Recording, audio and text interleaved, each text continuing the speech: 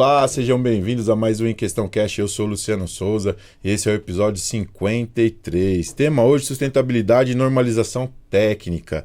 Antes da gente iniciar o bate-papo, queria agradecer a audiência do Em Questão Cast 16K. Queria agradecer você que está nos assistindo, que se inscreveu, que curtiu, que compartilhou e que apertou o sininho para novos conteúdos. E você que está nos assistindo, que ainda não se inscreveu, se inscreva, curta, compartilhe e aperte o sininho que você vai receber novos conteúdos como esse do Em Questão Cash. Queria agradecer aos nossos apoiadores, a LTS Síndicos, representada pelo Anderson Amaral, a G5M, a Bela Telha, a Enzino Bombas, Mix Baratinho, Casa de Bomba São Paulo, Ciap Segurança e Serviço, OA Solution, a Hidroshiro ABC Desentupidora, Estação 80 e depois falar do Elaine no Dia Feliz, 1000 crianças no McDonald's. Hoje a gente tem um convidado especial aqui, ele, né, o Anderson Amaral. É nada, pessoal, o Anderson já é um cara do podcast. Já vai estamos estar sempre aqui há com algum nós. tempinho, hein? Quem diria que nós estamos caminhando do jeito que nós estamos caminhando, Sim, né? com certeza. Hoje a gente está com um convidado especial, Alberto José Fossa, engenheiro elétrico, pesquisador brasileiro, se destaca nas áreas de energia, sustentabilidade, normalização técnica e diretor executivo da Associação Brasileira pela Conformidade e Eficiência de Instalação, a Brinstal. Seja bem-vinda. Obrigado. Tem muita coisa ainda aí, né? O nome é comprido e dizem que esse Brinstal é trava-língua. Todo mundo enrola para falar. Meu Deus, é mais fácil falar inglês. E a gente tá trabalhando com a Brinstal já faz um tempo, mas obrigado pelo convite, é um prazer estar podendo... Uma das missões da associação é fazer divulgação de conteúdo técnico e quanto mais canais a gente pode estar acessando, melhor. Então estou aqui à disposição de vocês. Eu que agradeço. Foi difícil, né? A gente teve uns empecilhos aí para poder estar fazendo a gravação, teve um erro de data, alguma coisinha, mas graças a Deus você está aqui no Em Questão Cast para a gente trazer essa informação para as pessoas que assistem o Em Questão, né? É muito legal. Para a gente começar, fala um pouco da sua história, como começou, como você iniciou a sua carreira, como que está sendo hoje e como você entrou na Brinstal. Bom, eu sou engenheiro elétrico, como você falou. Sim. Já sou mais velhinho do que a molecada que está por aí, então tenho uma carreirinha comprida, mas para resumir a minha conexão direta com a Brinstal, eu comecei os primeiros anos trabalhando junto com a indústria, em multinacional, na área elétrica, porque eu era eletricista, e depois de alguns anos eu me cansei e abri uma consultoria própria, que ainda existe hoje, que é a New em Engenharia, trabalhando já na área de desenvolvimento tecnológico e na área de normalização. Comecei a área de normalização na Alcoa ainda, na fábrica de fios e cabos, representando a Alcoa no desenvolvimento de produtos. Naquela época a gente tinha que defender a estrutura de especificações técnicas de produtos e a gente pegava muito produto na área elétrica, particularmente fios e cabos, e depois um pouquinho na área de telecomunicações. Então já tinha essa questão de desenvolvimento tecnológico forte na minha construção de carreira. E aí a gente abriu uma consultoria na área de gestão corporativa. Na época estava muito em voga falar de sistema de gestão de qualidade, 9001, sistema de gestão ambiental, 14001. Então, essa parte de gestão eu já tinha trabalhado também um pouco na Alcoa, e aí a gente começou a assessorar empresas para implementar sistemas de gestão. Mas o meu foco maior na consultoria era desenvolvimento tecnológico. Sim. Eu sempre tive essa parte de desenvolvimento tecnológico forte. E acabei continuando a trabalhar como externo, como consultor para a própria Alcoa, na área de desenvolvimento, tecnologia e normalização. E logo no comecinho da consultoria eu acabei caindo no mercado de gás. Eu tinha alguns produtos na área de gás que me pediram para fazer um trabalho de desenvolvimento de normalização aqui no Brasil. Eram produtos que não tinham especificação. E aí eu acabei, sem querer, querendo, me envolvendo no mundo da normalização de gás. E fiquei durante até hoje na parte de normalização. Eu ainda hoje sou coordenador da Comissão de Estudos de Gases Combustíveis, de instalações de gases combustíveis. Depois tem novidades que depois eu posso contar especificamente. Tem um processo acontecendo muito importante agora na área de gás. Mas por conta desse envolvimento meu em gás, durante vários anos, a gente se aproximou muito da parte de construção de infraestrutura. Então, o Sindinstalação, que é ainda hoje o Sindicato das Empresas Instaladoras, tinha um contato muito grande com o mercado de fornecimento de insumos energéticos, então pessoal de eletricidade, pessoal de água, pessoal de gases combustíveis. E na época a Congás tinha um programa de capacitação de fornecedores para prestar serviço na área de gás. Nós estamos falando há 20 anos atrás. Logo ali. Logo ali. A Abrinstal nasceu em 2006. Então, nós estamos fazendo ano que vem 20 anos. Já tem uma estradinha aí. E antes disso, nós estamos em 2004, mais ou menos, a Congás procurou o sindicato, porque a Congás entendeu que não era papel dela ficar coordenando ações de mercado, que poderiam ter outros agentes para fazer isso.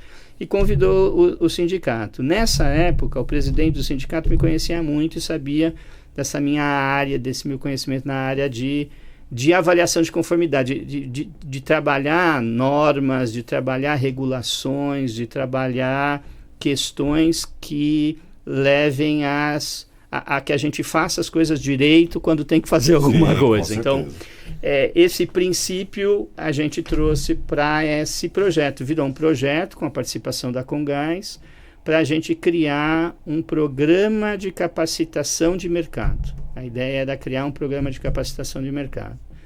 E aí a gente fez uma análise do qual seria o melhor programa para garantir que uma instalação fosse bem feita.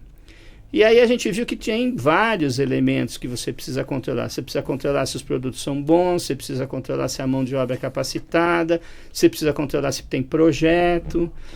Mas tem um cara que integra isso, que é o instalador.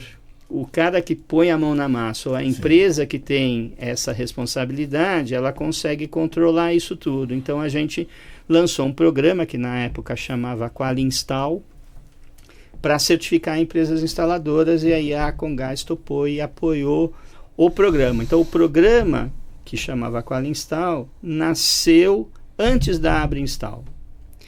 Depois de estar rodando uns 2 anos, a gente viu que era muito ruim para a imagem do programa estar dentro de um sindicato. Sindicato sempre tem um viés meio político, meio esquisito. É legal isso, as pessoas saberem e entender isso, que literalmente se formou essa comissão e seguiu, né? Vocês tiveram a oportunidade de colocar e depois tirou. Foi importante para o surgimento do programa, o apoio do sindicato. O sindicato é membro do conselho da Abrinstal até hoje, mas ficou interessante de dividir. Olha, nós estamos querendo fomentar o mercado de forma isenta, transparente, então é melhor criar uma entidade diferente. E aí a gente criou a associação. Então a Abrinstal foi criada para gerenciar um programa, que foi esse programa. Depois a associação foi ganhando outros contornos, outras importâncias de temas, e hoje a gente começou já desde o comecinho, mas hoje a gente atua muito no desenvolvimento de projetos de pesquisa, então tem uma conexão muito grande com a Universidade de São Paulo. Então a gente faz projetos de pesquisa na área de gás, muito, porque a gente sempre teve uma penetração na área de gases combustíveis muito forte, mas para outras áreas de infraestrutura também a gente faz pesquisa. E nessa andança, a gente começou a se aproximar muito nas questões de sustentabilidade voltadas ao tema de energia. Sim. E por conta disso, a gente acabou participando da criação do primeiro processo de gestão para certificar empresas em gestão de energia. Então tem hoje uma norma parecida no modelo de 9.001 de qualidade, 14.001 de meio ambiente, que é a 50.001, que é uma norma de gestão de energia, que nasceu com a participação muito forte do Brasil. Eu era o representante do Brasil, era uma duplinha que a gente acabou construindo, Brasil e Estados Unidos, num ambiente internacional, na ISO, e a gente criou essa primeira norma em 2011. E aí a gente achou que no Brasil precisava ter uma representação mais forte e a gente acabou criando um comitê brasileiro vinculado à ABNT. A ABNT é a Associação Brasileira de Normas Técnicas, é o fórum principal de normalização, o único fórum, na realidade, brasileiro para criar, para desenvolver normas. E a gente criou um comitê que a gente gerencia até hoje sobre gestão de energia que está dentro da Brinstal. Então, a Brinstal tem alguns núcleos de desenvolvimento. Tem o programa Qualinstal evoluiu numa determinada hora para atender um pouco a área da construção civil, que começou a dar importância a um tema de desempenho. Foi quando surgiram as normas de desempenho na construção civil. E a gente achou que a palavra desempenho era melhor do que só qualidade. Qualidade era um pedaço do desempenho. O desempenho era uma coisa mais ampla.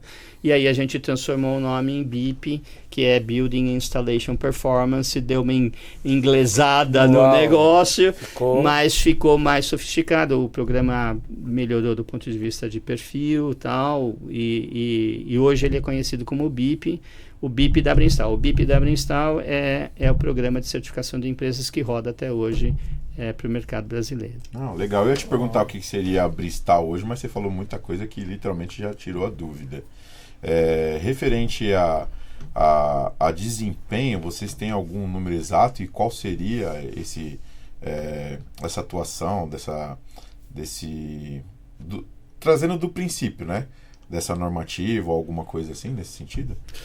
Então, quando a gente está falando, o programa foi construído ao longo desses mais de 20 anos, ele foi avançando em determinadas etapas. Sim. Hoje, a gente entende que você tem que controlar desempenho em alguns pilares.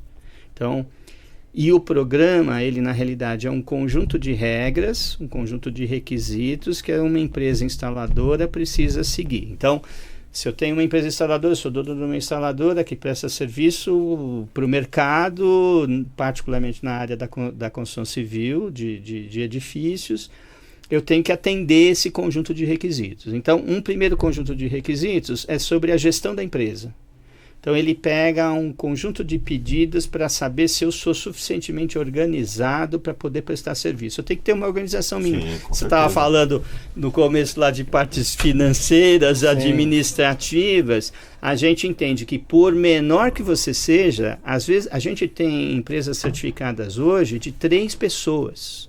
É o pai, que é um ex-funcionário de alguma utility, de alguma concessionária, que desenvolveu sua habilidade para prestar serviço, tem o filho que ajuda ele e tem a mulher, normalmente, que cuida da parte administrativa e financeira. É interessante esse modelo de negócio. A gente tem empresas muito grandes, às vezes com 400 funcionários, 500 funcionários, depende muito do tamanho e abordagem de mercado que essas empresas têm.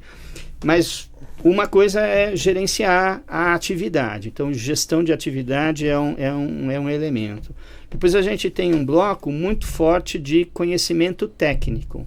Como a gente está certificando empresas de infraestrutura técnica, então o programa hoje roda para a área de gás, para a área de hidráulica e para a área de elétrica. Tem sempre comprometimentos e conhecimentos técnicos que eu preciso ter. Então, a gente amarra as normas técnicas, a gente tem várias normas que precisam ser seguidas no Brasil, então o conhecimento dessas normas é uma coisa muito importante. Então, tem um núcleo de conhecimento técnico que a gente chama de núcleo técnico de requisitos. Então, tem uma série de conhecimento específico das normas, testes que você precisa realizar depois que você fez o serviço, inspeções que você realiza, verificações do ambiente, se está faltando alguma coisa, se tem todas as condições para você prestar o serviço. Tem uma série de coisas técnicas que precisam ser avaliadas e essa avaliação é feita em cima desse núcleo. Depois a gente tem um núcleo específico de material. Material no Brasil é um desafio, é um problema, sim, porque todo mundo só quer a coisa baratinha.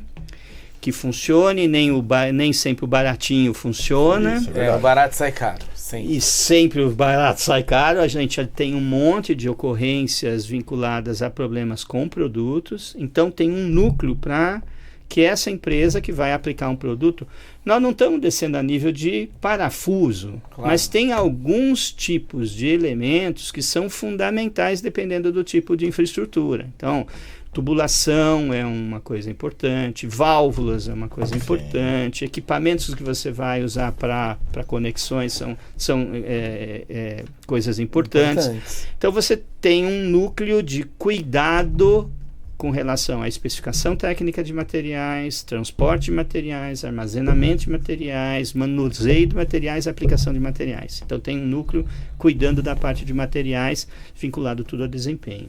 E tem uma parte de mão de obra. Essa é uma parte super importante. A gente acredita que não é qualquer um que pode fazer tudo. Sim. Então você tem que ter formações mínimas e conhecimentos mínimos. Então tem uma série de requisitos que a empresa tem que cumprir para garantir que a mão de obra que ela está empregando é uma mão de obra competente. Sim. Então esse pacote de coisas é que a gente chama de garantia de desempenho, né?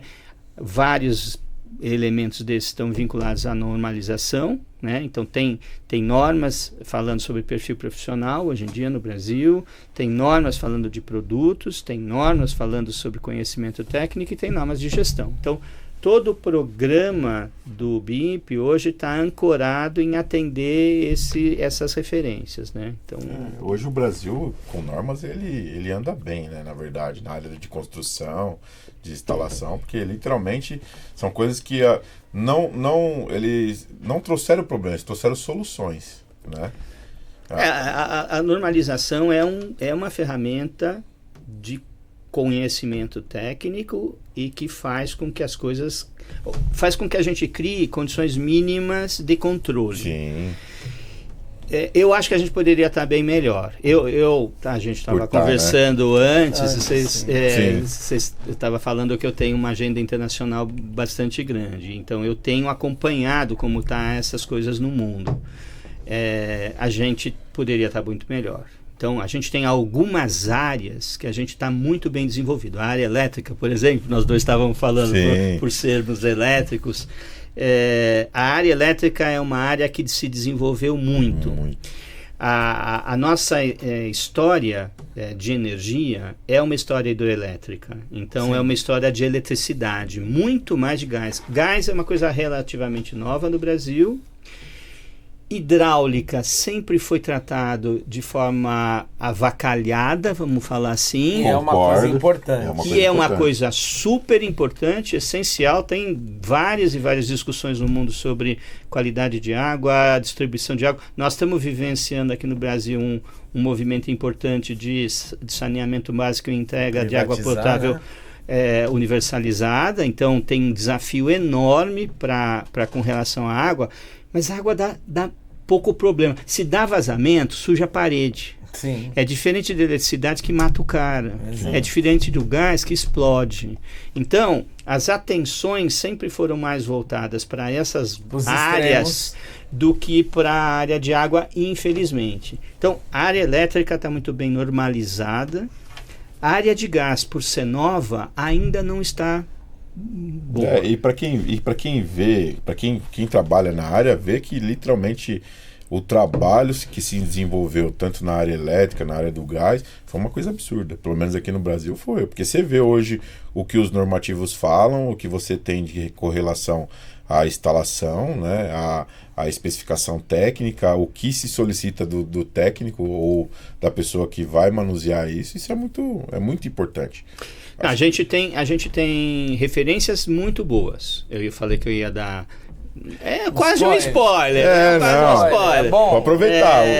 Eu já tive algumas oportunidades de pessoas falarem aqui, ó, vocês são os primeiros. Isso é sempre bom. Colocar a musiquinha aqui, ó. Opa. Para tudo, plantão spoiler. A gente tem uma norma de instalação hidráulica recentemente revisada.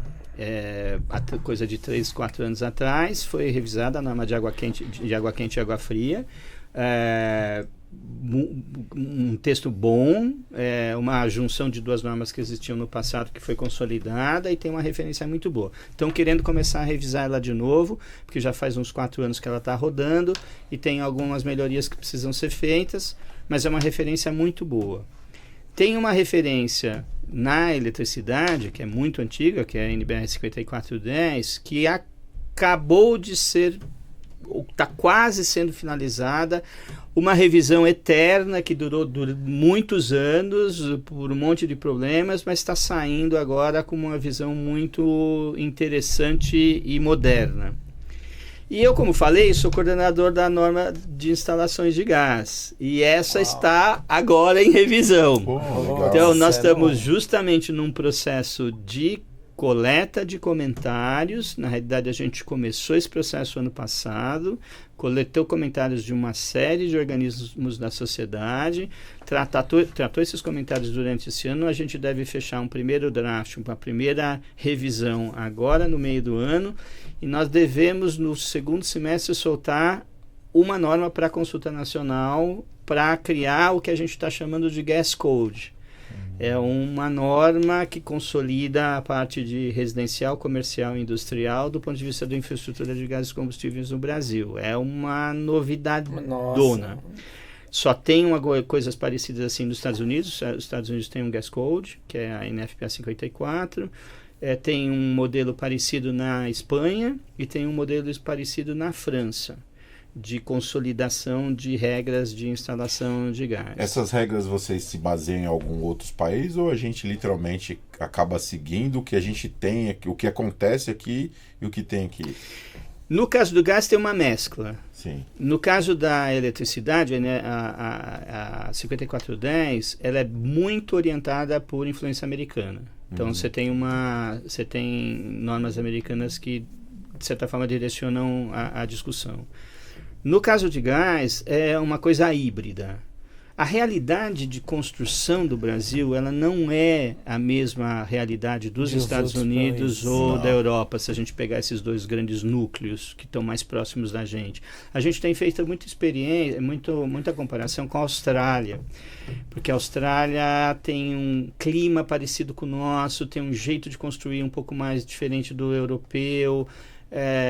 Mas americano, por exemplo, a infraestrutura toda é madeira, o jeito de passar as informações e serviços é diferente. Europa, Portugal um pouco mais próximo da gente, até por conta da herança nossa, mas também não guarda super relação com o jeito da gente construir. Então, a gente pega algumas referências, sim, tem algumas referências, particularmente da Europa, complementada com alguns detalhes dos Estados Unidos, mas essencialmente esse documento é um documento de discussão da realidade nossa, do ponto de vista das nossas necessidades, dos nossos perrengues, legal, porque a gente tem perrengues, para tentar resolver e criar um código de boas práticas mais adequado para o Brasil. Então, isso é legal. Ou como diz aí o mercado, é a jabuticaba, né, brasileira, é a nossa, não tem um outro. Porque há muitos, nós olhamos em condomínios, existe uma diferença de construtora para construtora absurda, né? Você vê que tem algumas de um nível maior que eles estão colocando aí, vindo com PEX especializado. Tem outras não, que se mantêm com cobre. Tem outras que vêm com PPR. Então assim, você olha, e tem umas, né, Luciano, que quando dá problemas, nós descobrimos que tem 4 materiais na mesma linha. E você vê, ó, ele fala de normativo, fala de especificação técnica, fala disso, e literalmente isso entra na base da manutenção, que o pessoal não sabia, nem eu sabia. Quando eu fui ter a consciência de ter o contato com o sistema de tubulação de gás, que aí eu fui entender que literalmente aquilo não é só para colocar a tubulação, colocar registro lá e deixar lá. Literalmente aquilo dá manutenção constantemente, vazamento, tem que estar mexendo em válvulas porque resseca, né? Porque é gelado, é gás, e assim vai. E o pessoal acha que não. A gente teve há pouco tempos atrás um problema gigantesco de um morador que literalmente achou que ele poderia ter tirado o aquecedor dele, né? E aí fazer a obra e não anotar nada. E foi e colocou o aquecedor de volta. E inverteu as ligações. Água. Meu Deus, cara. Pensa no... Ficou a torre inteira sem gás. E aí se descobriu que literalmente não tinha manutenção. Porque aí você vê que registro não fechava mais. Sim. Você viu que a tubulação de água, que literalmente o registro principal, ele não fechava, porque eu pedi para fechar, e aí entrou-se água na tubulação toda, pegou todos os apartamentos. Então é uma coisa que literalmente as pessoas precisam saber. E precisa ter uma norma. Uma norma regulamentar, porque realmente você olha, cada construtora, ela vem com uma forma e acaba assim muito falando, e aí, mas o que é certo? No outro era uma coisa, aqui tá outra, então virou uma salada, né? E norma é muito bom para regulamentar isso, né? E a gente está evoluindo, porque, por exemplo, eu conheço mais de que 3, 4 casos, acho, exatamente iguais a esse, que jogaram água na coluna inteirinha de gás, daí dá um baita de um trabalho, porque você tem que secar essa tubulação, e você não pode misturar o gás com água que dá problema, é um inferno. E você tem esse desconhecimento sobre essa mixagem, essa mistura de produtos. Sim. Então, cara que acha que dá para misturar alhos com bugalhos, quer dizer, você pega um tubo de aço e vai misturar com cobre, você tem corrosão galvânica, um metal não pode estar próximo do outro. E a gente vê na área de gás uma certa evolução na característica de produtos, mas infelizmente algum descontrole ou descuidado com relação a como você pode aplicar os produtos. Então, historicamente o aço era um material que dominava, daí começou-se a perceber que o aço era muito difícil de manusear, muito pesado, migrou-se para o cobre. Durante muito tempo o cobre avançou nessa prestação de serviço, porque era mais fácil, soldar era tudo tranquilo, tal, não sei o quê. Só que ficou muito caro, daí vieram os plásticos. Sim, que estão trocando tudo, né? No gás, o multicamada, que é um produto, é um composite, a gente chama que é um composite, são 3 camadas, plástico, metal plástico, para melhorar a capacidade de resistência mecânica, para manter uma certa flexibilidade, um material leve, um material fácil de aplicar. Só que as pessoas ainda desconhecem a forma correta de aplicar. Quer dizer, ele tem essas facilidades, mas ele é um material mais vulnerável. Então, você deveria usar menos conexões, o mínimo de conexões possível. Se você vai pôr uma conexão, não vá pôr uma conexão no lugar onde pode eventualmente vazar e acumular gás. Você pode ter um problema de acúmulo de gás. Não vá deixar o material exposto desnecessariamente a qualquer tipo de agressão que pode ferir o material e pode causar um rompimento no material, gerando um vazamento de gás. Então, essas coisas a gente está aprendendo. E está aprendendo a regular. Então, porque você tem que criar regra, você tem que colocar as regrinhas de como que você está fazendo. Na norma que a gente está revisando no Gas Code, só agora que está entrando oficialmente a permissão do multicamada. E a gente está discutindo com cuidado quais são as regras do jogo para a gente usar esse material de forma adequada. E tem problemas de mistura ainda. Determinados fabricantes conversam com determinados fabricantes, outros não. Então você tem problemas de conexões que podem dar algum tipo de vazamento. Então essas coisas você tem que alertar e tem que regular direitinho para garantir segurança de mercado. Sim. Porque todo mundo quer ter uma instalação segura, que funcione direitinho, que não dê problema. É claro, e o grande problema na área de condomínio é que se faz tudo isso, lá, e a manutenção? E aí pega alguém que não entende direito, fica lá coçando a cabeça, como é que eu tiro esse jabuti, né? Um multicamada, que lá na ponta eles colocaram uma conexão, que daí já pula para um cobre, que eu já vi isso, e você fala assim, gente, como é que está acontecendo isso? Então, assim, realmente a regulamentação, ela vai dar aí uma tranquilidade até mesmo pro condomínio, porque eu sempre penso no pior. E um sinistro? Sim. O que o seguro vai falar sobre isso? Né? Será que paga? Será que não paga? Na verdade, eu vou mais além. E a fiscalização disso? Esse é um problema crônico brasileiro, né? Nós não temos fiscalização, quer dizer, não tem agentes de fiscalização. E eu brigo muito, e aí agora a briga é um pouco setorial e cada setor tem um comportamento diferente. As concessionárias, o provedor do insumo, então nós estamos falando das concessionárias de energia elétrica, aqui na cidade de São Paulo, a Enel, vamos dar nomes. Sim. Acho que não tem problema nenhum de dar nomes. Pode ficar à vontade. A Enel na eletricidade, a Sabesp na água, a Comgás, que se for gás encanado, no gás natural, uma Ultragás, uma Liquigás, se for GLP, porque gás pode ser um ou outro. Essas empresas, do meu modo de ver, são as que conhecem o insumo que está sendo fornecido. Sim. Elas deveriam ser as primeiras a orientar o consumidor final nas melhores práticas. Elas deveriam ser as primeiras a defender isso perante a sociedade. E, infelizmente, não é isso que a gente vê. E, para não ser equivocado na análise, cada setor funciona de um jeito. Elétrica, nominalmente, é até o relógio de entrada, até o medidor de entrada. O que você faz dentro da sua casa, problema você, o concessionário de energia elétrica não quer nem saber no Brasil inteiro, infelizmente. E particularmente aqui em São Paulo, na Enel.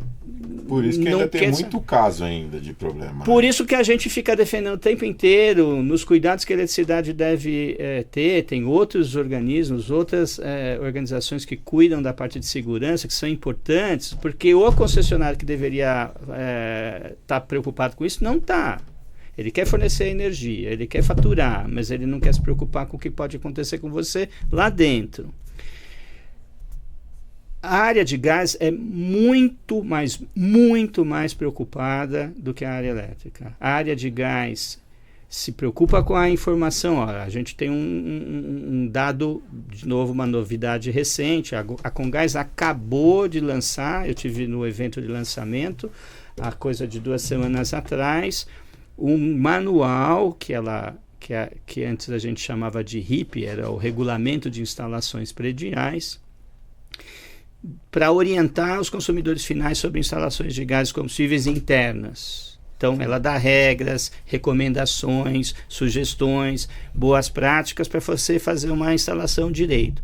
A Comgás tem, que eu sei, controle de investigação e fiscalização em determinados tipos de empreendimentos que ela vai ligar ao gás. Então, há algum controle e alguma informação. Eles têm, porque quando você tem, vamos supor, que nem no condomínio que a gente tem, teve problema de vazamento de gás lá por uma obra que estava acontecendo, furou a tubulação principal. Então, o que eles fazem? Você não aciona a empresa primeiro, você aciona eles primeiro. Sim. Porque eles vão lá, desligam o seu gás. Até, eu não sei se hoje está mais nisso, eles tinham algumas empresas homologadas a eles, né? Referente a... São as certificadas da Brinstal. As certificadas da Brinstal. E eles indicam Sim. as empresas para que você possa fazer um trabalho e literalmente eles averiguar se esse trabalho foi bem feito. Exatamente. E aí eles liberam. Isso até dentro da unidade também eles fazem isso. Então é uma coisa bem feita, assim. Eu acho que é uma coisa bem... eles têm um controle direcionado, inclusive literalmente os técnicos deles eles são capacitados e são instruídos a não liberar, né? Se tem algum problema, não libera, porque é perigoso, e literalmente tem um controle mais efetivo nisso. Sabesp está mudando. Sabesp na área de água tem historicamente um comportamento muito parecido com eletricidade. Ela sempre não quis nem saber o que você está fazendo na distribuição interna da água, mas ela está mudando. Com o processo de privatização, eu já tive algumas reuniões com pessoas da Sabesp que estão reforçando uma discussão de sustentabilidade, de preocupação com o recurso. A água é muito cara, a gente perde muita água, e a gente perde muita água às vezes dentro de casa. Então, isso precisa ser cuidado por parte do concessionário que está distribuindo o insumo energético, o insumo, qualquer que seja ele, que seja a água. Então, eu vejo características diferentes, posturas diferentes, mas gostaria que todos eles fossem proativos em orientar o consumidor. Porque o consumidor não é especialista, ele não entende. Mesmo num condomínio, mesmo o síndico, que tem por obrigatoriedade se aproximar desse conhecimento, é muita coisa para conhecer e é muito detalhe. Então, as normas, obviamente, funcionam. Então, essa é uma recomendação para o pessoal de condomínio, que observem as normas, que elas podem salvar vidas. Então, isso é uma coisa importante. E são referências que precisam ser seguidas. Agora, a gente gosta do programa, quer dizer, puxar a sardinha para a brasa nossa, mas a gente criou o programa de certificação para garantir que existe algum controle sobre prestação de serviço. Porque, infelizmente, a prestação de serviço está baseada, às vezes, em mão de obra desqualificada. E aí você contrata uma pessoa achando que ela vai te ajudar ou vai resolver o seu problema. E ela mais cria outros problemas além daqueles que você já tem, né? Então, a ideia do BIP hoje é oferecer um conjunto de empresas que te dê alguma flexibilidade de escolha, mas que tenha algum conhecimento técnico, alguma condição de prestação de serviço adequado em função da necessidade do que você precisa, né? Então essa é um pouco da ideia. Legal.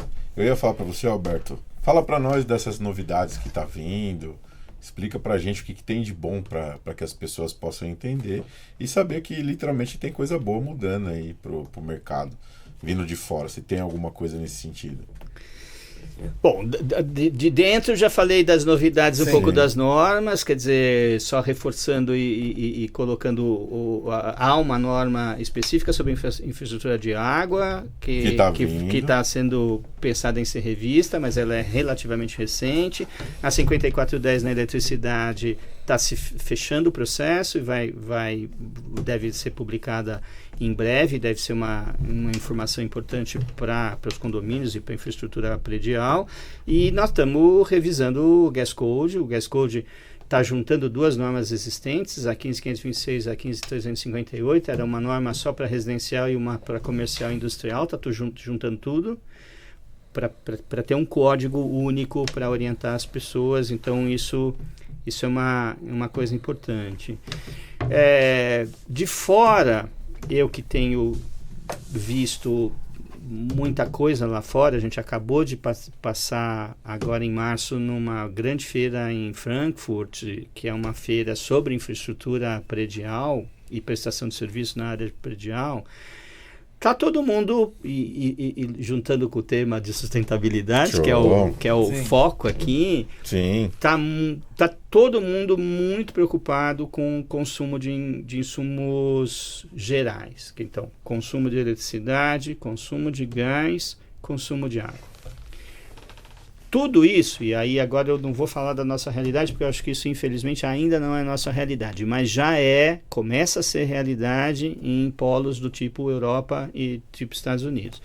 Uma grande automação e controle de gestão desses usos todos. Eu entrei num stand, que era o stand da Bosch, dá para falar porque acho que também não tem problema, de uma casa totalmente automatizada. Você tinha quadrinhos, painéis de mini televisõezinhas, ou iPads, ou qualquer coisa parecida, onde você controlava, você verificava tudo. Qual era o consumo da lâmpada do quarto do seu filho durante os últimos 3 meses.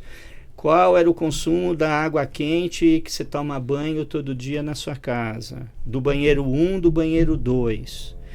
Tudo separadinho, diferente, distinto, para você poder controlar. A gente tem uma premissa na área de sustentabilidade ou na área de energia, que o que você não vê e o que você não mede, você não controla. Então, eu acho que é um novo degrau que a gente vai começar a passar no mundo da construção civil, que é uma grande automação, uma grande revolução de automação, de saber quanto que você está consumindo de água, quanto você está consumindo de eletricidade, quanto você está consumindo de gás, nos vários serviços que você tem, em nível de detalhe que a gente não pode imaginar, do tipo, qual é a lâmpada, aquela lâmpada está consumindo quanto? Aquela iluminação daquela sala está consumindo quanto? Os ar-condicionados da minha casa estão consumindo quanto? Isso chega literalmente para quem não conhece, né? Porque a automação está ajudando nisso, né? Não é só para você, pro Anderson, que estudou na área e sabe como calcular a luminosidade, saber que a tensão você consegue chegar na corrente, e assim vai. Esses negócios tá vindo literalmente para mostrar, ó, seu consumo com a geladeira é esse, seu consumo com isso. Isso é muito... Numa linguagem para o público final. E numa ferramenta que o público final possa enxergar. Exato. E possa atuar, quer dizer, com programações. Ó, eu ligo, por que eu estou ligando? Isso quando a gente começou a ter... aquecedor em boiler, naqueles reservatórios que foi... Eu lembro quando eu mudei para um prédio de apartamento, eu tinha, sei lá, 11 anos, então nós estamos falando há 50 anos, há 45 anos atrás. Tá novo. A gente tinha boiler elétrico e a gente ligava o boiler e deixava o boiler ligado. Daí a gente, o primeiro mês de conta era uma loucura. Daí a gente descobriu que a gente tinha, mas era manual. Eu tinha que ligar e desligar dependendo do tempo, quando a gente ia tomar banho. E hoje? Hoje isso é tudo automático. Você programa quando você vai tomar banho, você deixa o bichinho lá otimizando o consumo de energia do jeito que você quer. Então, isso eu vi real, a mudança, né? Disponível. A gente vai precisar começar a pensar em fazer essas coisas aqui no Brasil. Existe algum incentivo do governo com a Abstal, alguma coisa nesse sentido ou não? Não, a gente trabalha muito próximo do governo. Eu, pessoalmente, faço parte de um comitê do Ministério de Minas e Energia, que é o comitê que faz os índices de eficiência de equipamentos. Esses índices, esse selo que a gente vê de ar-condicionado, geladeira, cortando ele fogão. Agora eu já sei de onde vem as informações que vão pra TV. Literalmente aí, eu encontrei deles. O cara. Não, mas eu pergunto porque literalmente precisa ter um incentivo do governo, né? Até porque vocês estão falando de sustentabilidade do país, de energia, falando dessa situação que literalmente isso hoje eu falo que é o coração para se manter um país mais sustentável. Né? O problema de incentivo no Brasil é que o cobertor é curto. Sim. Você tem que puxar de um lado, quando você puxa de um lado, você descobre o outro e ninguém quer ficar com o pé descoberto. Esse é um detalhe que a gente não precisa entrar a fundo. Né? Esse é um tema complicado e um país que, do ponto de vista comparativo, é um país pobre.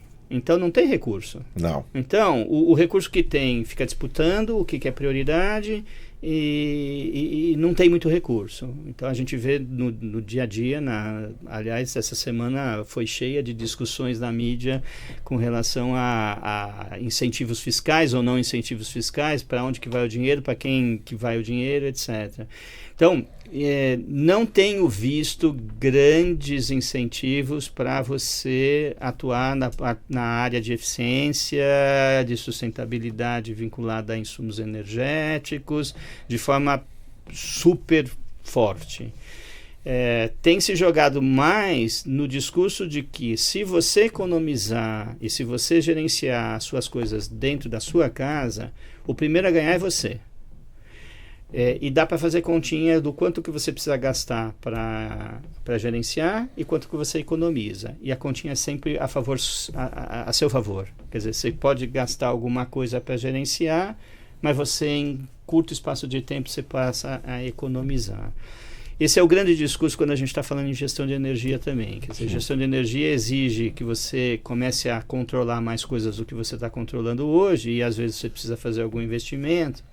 E esse investimento se paga muito rapidamente pela economia que você tem. Né? Tem vários estudos de caso, vários exemplos. Na área predial tem vários exemplos. Agora, o governo dá seus incentivos filosóficos. Quer dizer, o primeiro prédio no Brasil que foi certificado em gestão de energia é o prédio do Ministério de Minas e Energia em Brasília.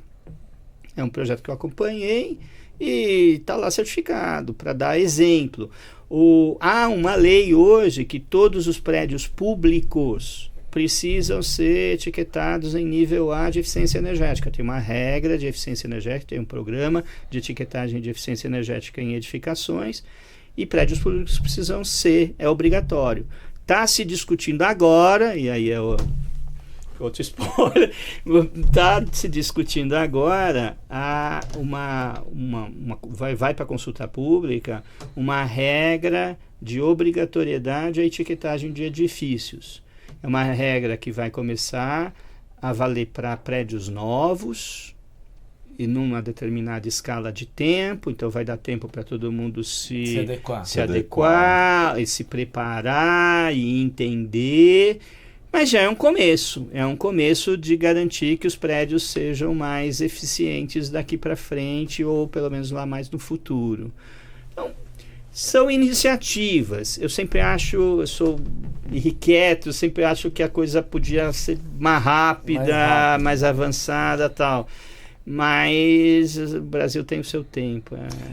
O nosso mercado, perto do que o americano, que o europeu, como você mesmo colocou aqui, tem coisas que estamos melhores, mas em modo geral nós estamos gatinhando ainda. Então, tem muita coisa para aprender, que eu acho que a gente não precisa ficar reinventando a roda o tempo inteiro, não precisa. Mas tem bastante coisa para evoluir.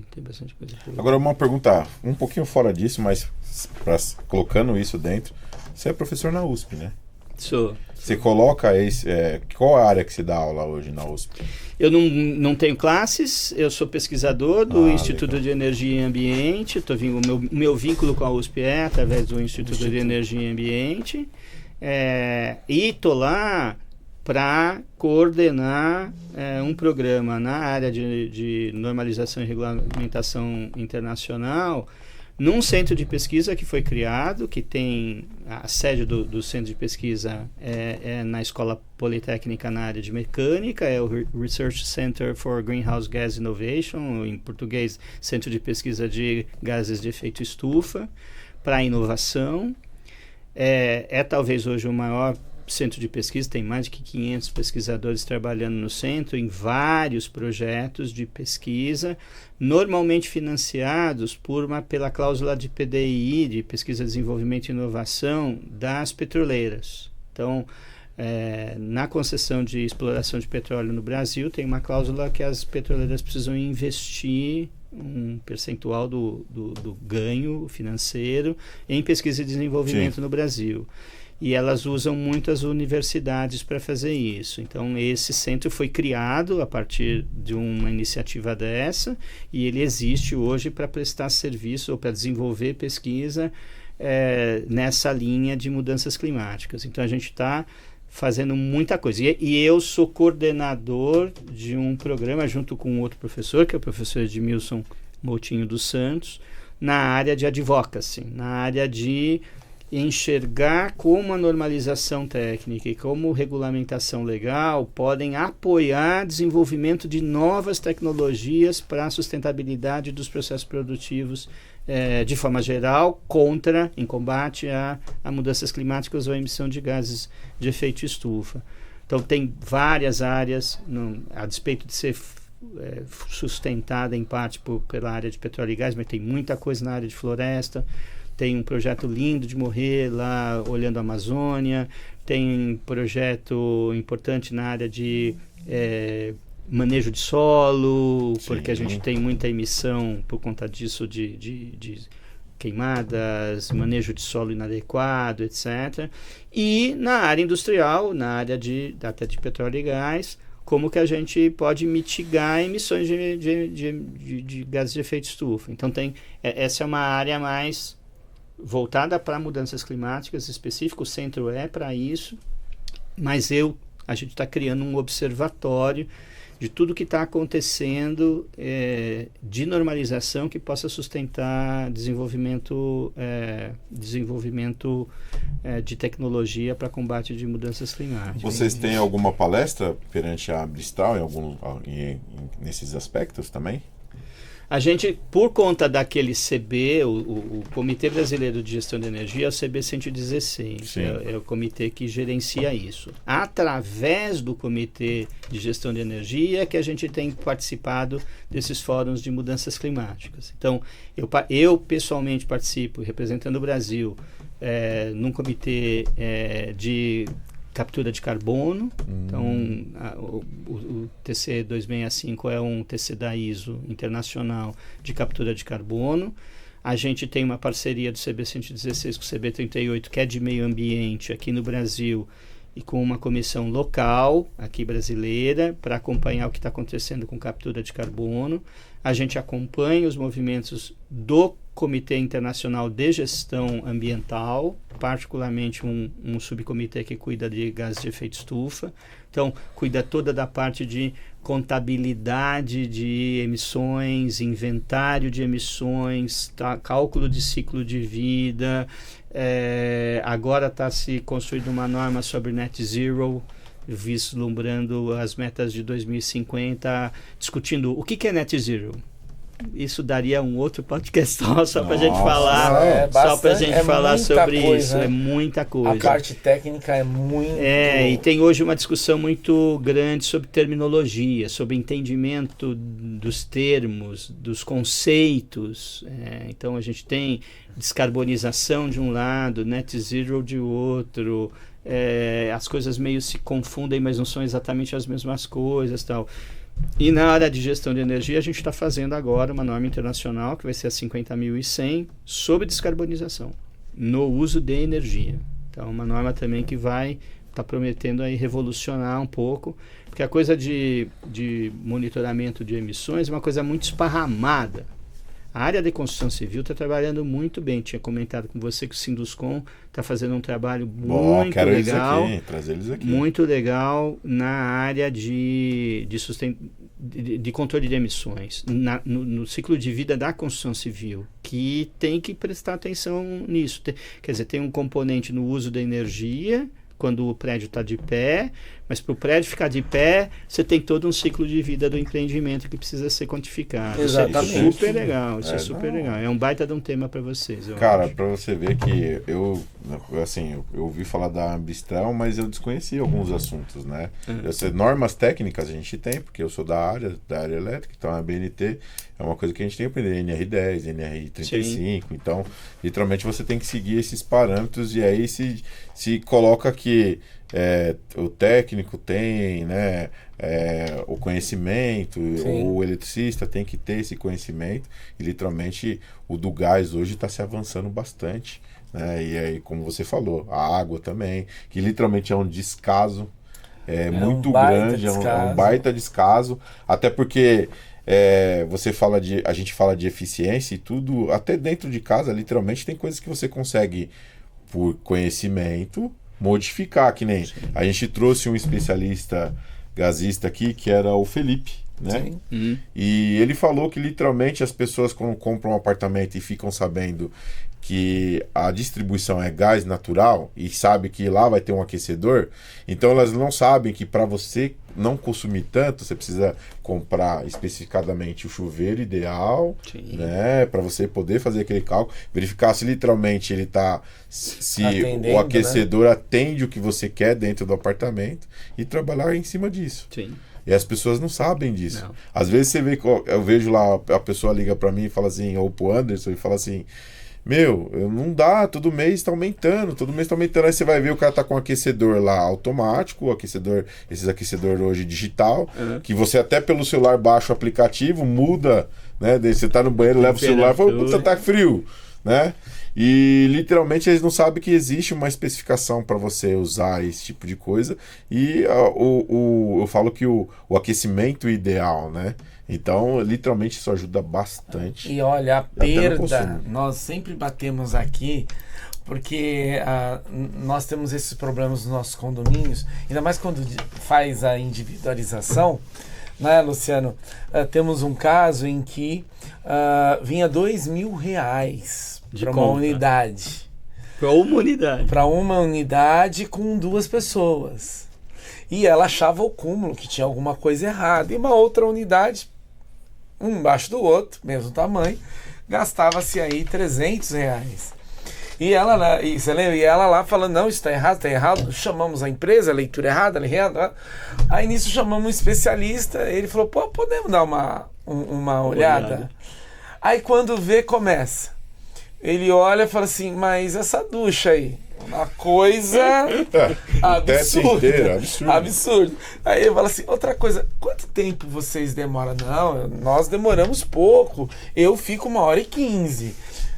Aí ele fala, gente, não tem... 2, 3 banhos. Não, e outra coisa, que é o que mais é recorrente, as pessoas colocam lá na ponta do aquecedor 60, o máximo que ele tiver, para misturar no banheiro. Quer dizer, você tá jogando, você tá queimando gás e depois para misturar. Então, assim, a falta de conhecimento, especificação é muito. Nós até falamos, toda vez que for implantar um condomínio que tem aquecedor, nós vamos dar um manual para ele, porque é muito doido, né? É loucura. A construtora coloca uma ducha, aquela pequena. Aí ele viu num filme, ele quer aquilo, porque é monstruoso, lindo, maravilhoso, mas aí a conta, né? A gente vê, e legal você estar aqui para explicar, porque o pessoal precisa saber que literalmente as normas técnicas hoje é para ajudar literalmente a ter essas eficiências, né? Sim. A gente sabe que, vamos citar aqui como você citou, a Enel, a CEMIG, que é em Minas, a gente já está sabendo, a gente até convidou o Celso Russomano, porque pegou uma situação que eles literalmente pegaram uma brecha na lei lá e literalmente você colocar sistema solar, não está mais sendo solar, é lunar, né, que eles estão dizendo lá, né? Você está sabendo disso. À noite. Você só pode usar o excedente à noite, isso não existe, né? Então você colocou um equipamento para facilitar e você ter ganhos, né? Porque o valor hoje de consumo de energia está muito alto, né? Então, a gente vê que isso está se mudando, né? Eles estão, literalmente, as coisas estão melhorando. As pessoas estão buscando informação, estão buscando, literalmente, conhecimento para que ela possa trazer para dentro da casa dela. E eu vou falar para você, tá ficando difícil, porque literalmente as pessoas estão conhecendo e falam assim, não, eu sei que funciona desse jeito. Eu tô assistindo lá no Em Questão Cast e eles estão falando. Literalmente é assim. E o que é mais engraçado é você ver as novas tendências. E qual a sua visão para vamos dizer, para as nossas matrizes? Porque todo mundo apostou na solar e está indo aí alguém lá, né, não vamos falar onde, fala que tem uma brecha. Aí a concessionária já aproveita, porque ela já viu na conta dela, ela está tendo perda, prejuízo. E aí tá enxurrando aí um vendaval de carro elétrico vindo aí, né? Não podemos nem falar a marca, porque vai que... Então, assim, se vocês quiserem patrocinar Em Questão, não tem problema. Qual que é, na sua visão, o caminho ideal pro Brasil? Porque isso é que as pessoas olham. Porque a China, ela teve a visão de eletrificar. Tanto lá é o top, porque ela falou, temos que eletrificar. Ainda mais com risco. É mesmo. Né, ainda mais com risco de energia nuclear. Que eu tenho aí uma amiga, mando um abraço para a Marina, que ela trabalhava, ela era pesquisadora do IPEM, lá na USP. Então ela sempre dava o direcionamento. Então, para nós brasileiros, qual que, na sua opinião, seria o melhor caminho? É um só? É o combo? Deixa do jeito que tá dando certo? Na sua visão. Então, eu acho que primeiro que você falou importante, Anderson, é uma solução Brasil. Sim. Não adianta querer pegar a solução da China e achar que vai funcionar no Brasil. Não adianta pegar a solução europeia de Paris, que é linda de morrer, que vai funcionar no Brasil, ou dos Estados Unidos, em qualquer região. Os estudos foram feitos lá. Não vai funcionar. Não vai funcionar porque os insumos e a disponibilidade energética deles é diferente da nossa. A história de uso de energia deles é diferente da nossa. A necessidade de uso de energia nossa é diferente da deles. Nós não estamos num clima frio, nós não morremos de frio se tiver nevando, porque aqui não neva. Diz que essa semana agora, parece 2 dias dias vou nevar lá na Serra Gaúcha, mas é um tequinho desse tamanho do território São nacional. José, um negocinho assim. É uma coisinha pequena. Então, a nossa realidade é completamente diferente. O que eu acho é que, às vezes, a gente acerta no princípio, nós estávamos falando de subsídio, Sim. de incentivo. Às vezes a gente acerta na ideia e controla mal a ideia depois que ela está implementada. Então, é um pouco, no meu modo de ver, do subsídio do painel fotovoltaico. Tecnologias renováveis precisavam ou precisam, em determinado momento, ser incentivadas para que elas se tornem uma realidade. Depois que elas estão começando a se autogerir ou se mostram sustentáveis, você não precisa ficar mamando no subsídio o tempo inteiro. E indústria adora mamar em subsídio o tempo inteiro. É inacreditável como a gente funciona aqui no Brasil. Nós temos recursos naturais importantíssimos. Quer dizer, a herança hidrelétrica faz com que o Brasil seja o maior país do ponto de vista de sustentabilidade de geração de energia do mundo, talvez. Se não é o primeiro, está entre os primeiros, por causa da matriz hidrelétrica que é considerada limpa. Mas não dá conta do crescimento que a gente gostaria de ter e do suprimento de energia que todo mundo deveria ter. A gente tem que apostar no gás. Os Estados Unidos apostam no gás, a China aposta no gás, a Europa aposta no gás. Não é porque eles apostam no gás que a gente tem que apostar, é porque é bom apostar. Então, o gás é uma aposta. Eu acho que a gente está demorando muito para fazer o uso do gás como a gente como a gente poderia estar fazendo. Tem vários processos térmicos que poderiam estar priorizando o uso de gás em detrimento da eletricidade, para deixar a eletricidade ser utilizada para usos mais nobres, que só a eletricidade pode ser utilizada. A discussão sobre carro elétrico ou não, ou a eletricidade para mecanismo de movimentação, de locomoção, eu acho que tem um apelo importante, que é o apelo de emissão. Sim. Mas acho que tem que ter um equilíbrio. Eu não sou especialista nessa área de locomoção, mas eu gosto muito da visão de que o Brasil tem características híbridas, de uma solução híbrida, que é muito provavelmente a melhor solução que existe, né? Você compor eletricidade com etanol, num carro híbrido, renovável, que você pode ter 2 componentes renováveis. A China, por exemplo, que você comentou, está apostando muito na eletricidade, mas a geração da China é termoelétrica. Acabei de voltar 2 meses atrás de um fórum que eu estava falando sobre captura de carbono. Eles estão avançadíssimos na parte de captura de carbono no pós-combustão de termoelétrica. Então, o que eles estão apostando? Eles estão apostando numa migração carvão para geração a gás, que já melhora muito a parte de emissões, e na geração de termoelétrica, capturando carbono no pós-combustão. Então, você transforma uma geração termoelétrica, que potencialmente é emissora, em mais controlada, para gerar eletricidade para poder fornecer. Mas é um modelo. A gente poderia ter mais infraestruturas parecidas como essa? Acho que pode. Talvez seja o futuro? Acho que talvez sim, porque daí você usa o gás para geração de eletricidade, com captura de carbono resolve um monte de coisas. Então, mas é o combo que você falou, você entendeu? Sim. O que eu acho que precisaria ter, que infelizmente a gente não tem, é uma política de Estado para essas questões, e não uma política de governo que dura 4 anos, o cara quer fazer um monte de coisa, aí subsídio para um, subsídio para outro, e você tem a disparada de um troço que depois você não sabe para onde que vai e onde que termina. Né? Teria que ter uma visão de 20 anos, 30 anos para frente, olhando a realidade do país, os recursos que o país tem, planejando isso de forma adequada, porque nós somos imbatíveis do ponto de vista de energia, quando a gente pensa só em energia, imbatíveis perto do resto do mundo. A gente tem vantagens enormes aqui e recursos enormes que a gente poderia gerenciar melhor. E aí, uma pergunta minha final é assim, ok, vamos apostar no gás, mas, claro que eu escutei muita coisa que, nossa, descobrimos Tocantins vai ser o ápice.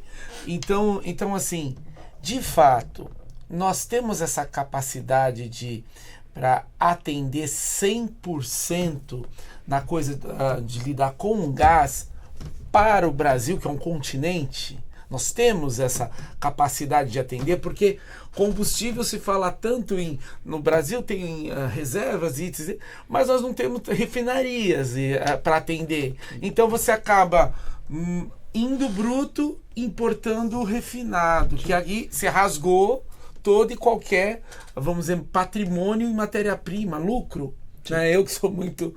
Então, e o gás? Realmente nós temos essa coisa de autossuficiência plena, não ficar igual a Europa, que fica lá, mesmo a Rússia peitando, fala, se a Rússia fechar a torneira, ferrou. Né? Nós temos essa real capacidade? Temos gás para usar, precisamos incentivar e precisaria incentivar muito mais isso que eu falei, quer dizer, a gente separa, né, o upstream, que é a parte de produção, o downstream, que é a parte de uso final, propriamente dito. A gente precisava ter programas de incentivo e de indução do uso do gás nas indústrias. Você tem determinadas indústrias que o gás é fantástico do ponto de vista térmico, você tem vários usos finais que ele poderia ser aproveitado melhor, particularmente no aquecimento de água, mas às vezes aquecimento de ambiente em determinadas regiões. Nós não estamos falando obviamente do Nordeste, mas no Sul, Sudeste do país, você tem essa possibilidade de aplicação. Hoje a gente liga aquecedor elétrico com resistência. Você poderia estar com essas questões migrando para uso de gás. A gente tem conhecimento e tem condições, porque a gente já tem malha nacional, todos os estados brasileiros hoje distribuem gás, já distribuíam antes do gás canalizado, porque o GLP tem uma penetração enorme. Tudo bem, o GLP é mais restrito do ponto de vista de uso, porque ele está ou voltado para a indústria ou voltado para a cocção, né? Para a cozinha. Mas você tem o conhecimento do gás e a infraestrutura no ambiente dos estados pronta para essa expansão. Precisa ter um pouco de vontade política e planejamento. Né? Planejamento. Essa questão que você citou das refinarias, para mim é um problema de planejamento. Sim. Competência técnica tem e reservas tem. Então, é uma questão da gente arregaçar a manga, juntar as boas cabeças, porque tem um monte de boas cabeças nesse país, e pôr para rodar. Sim. Porque que tem capacidade e tem condições, tem. Que pena. Nós estamos aqui para perguntar mais não, coisa. mas eu vou fazer uma última pergunta para ele, que eu acho que essa é uma pergunta essencial até da parte profissional dele e perguntar para ele o que ele acha do futuro. Eu queria saber o que está te motivando hoje nessa dedicação sobre energia, sustentabilidade, né, na sua carreira, né, e o que você acha que vai ser o futuro da Abstral para o Brasil. Perguntinhas facinhas, cara. Nossa, aquelas... elas, no seu caso, eu acho que eu já vou entender que literalmente eu vejo que quando você fala por uma coisa que você literalmente se dedica a melhorar, né, o nosso país e a melhorar literalmente a eficiência do nosso país. E eu sei que a Abstral tem um contexto nisso, né?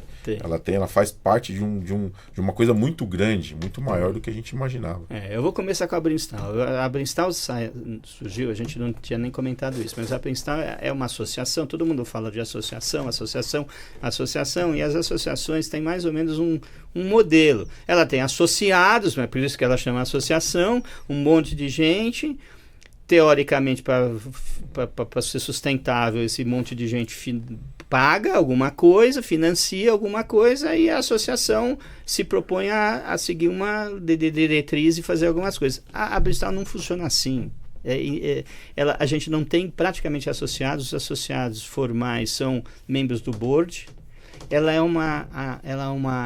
Uma vez uma pessoa que estava dentro da Brinstal tentou definir a Brinstal. Ele falou assim: ela é uma associação de associações.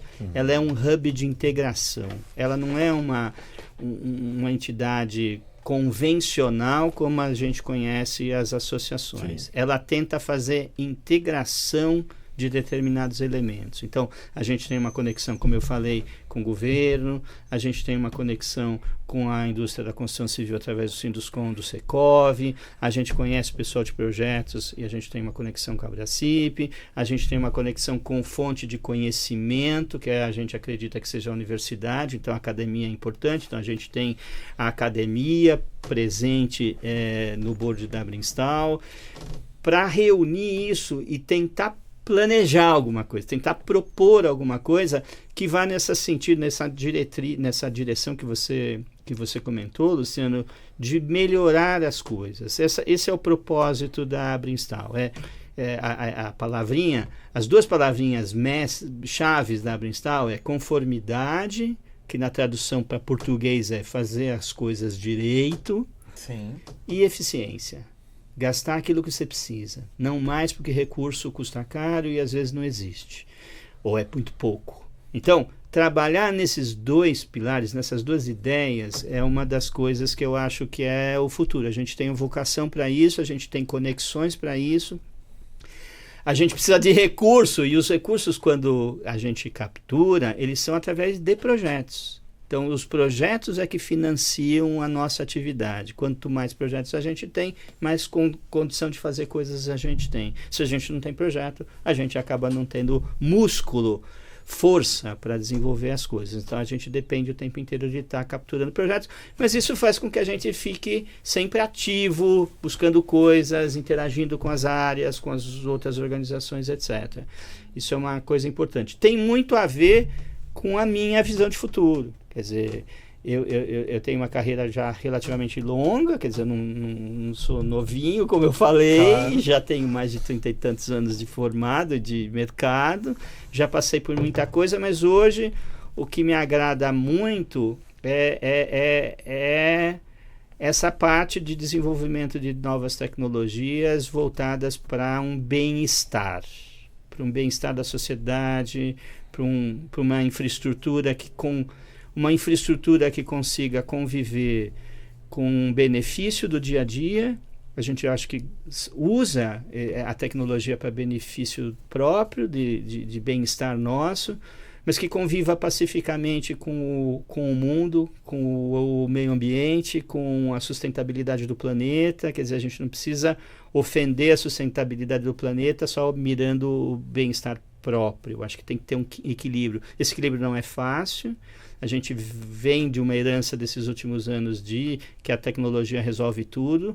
Eu acho que a tecnologia resolve grandes coisas, mas eu acho que a gente tem que ter uma aproximação um pouco com essa questão ambiental, com essa questão de sustentabilidade, que eu acho que é fundamental para a saúde do planeta e consequentemente para a saúde nossa também. Então, isso é o que eu tenho mirado aí agora os próximos anos. Quem sabe eu trabalho um pouco mais nisso.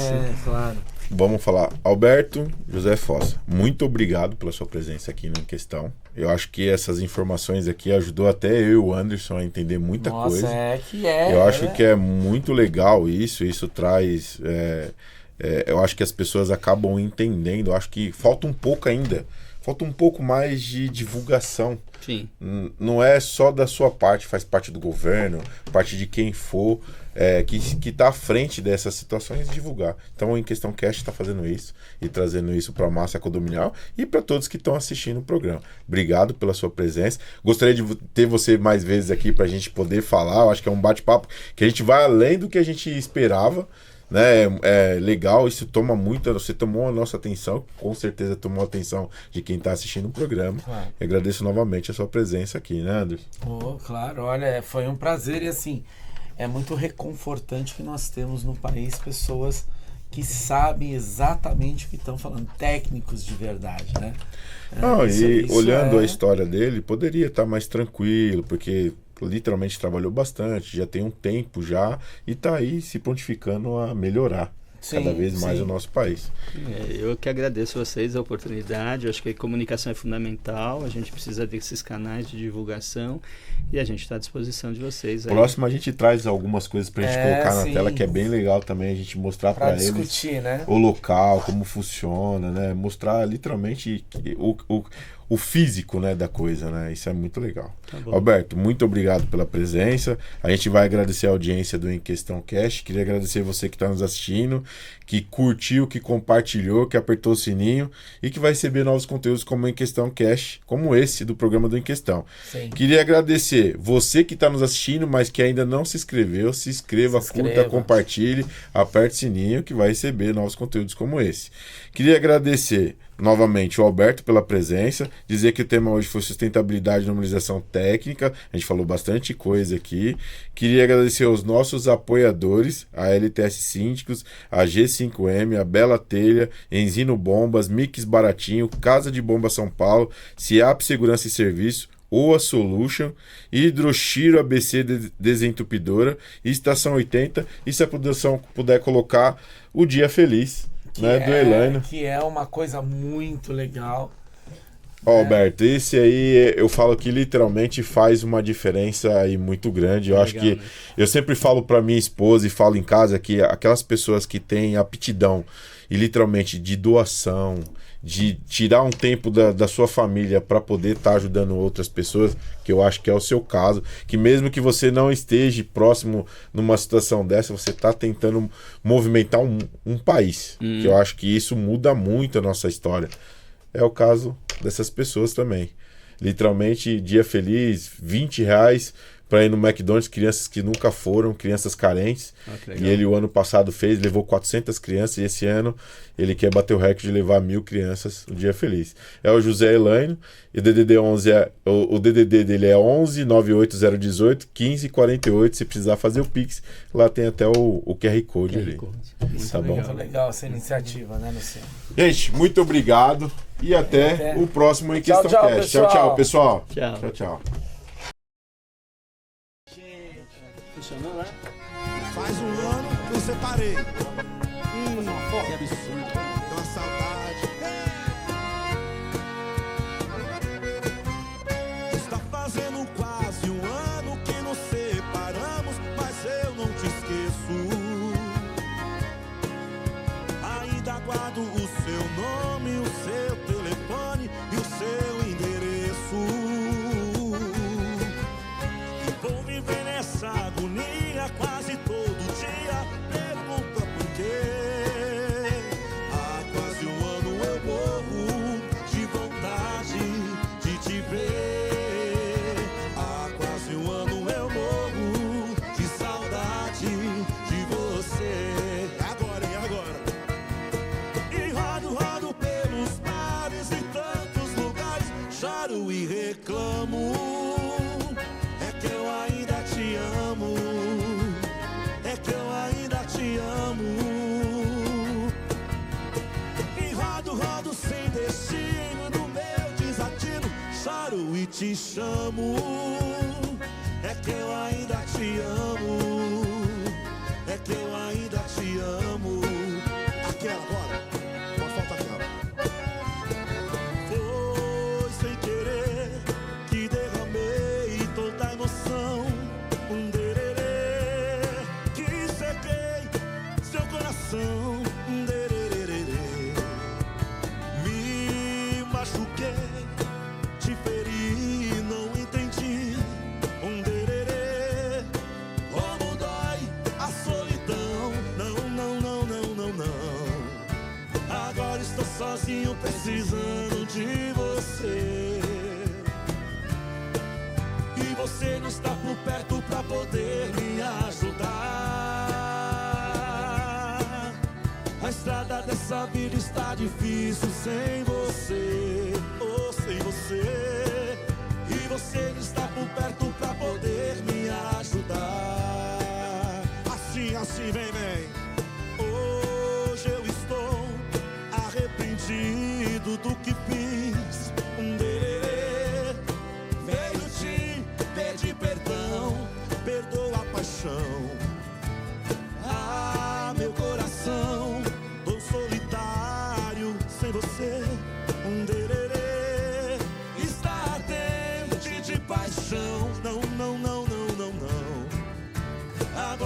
sozinho precisando de você.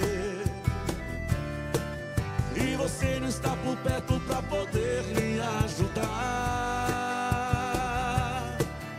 A estrada dessa vida está difícil sem você, ou sem você. E você não está por perto pra poder me ajudar. Assim agora.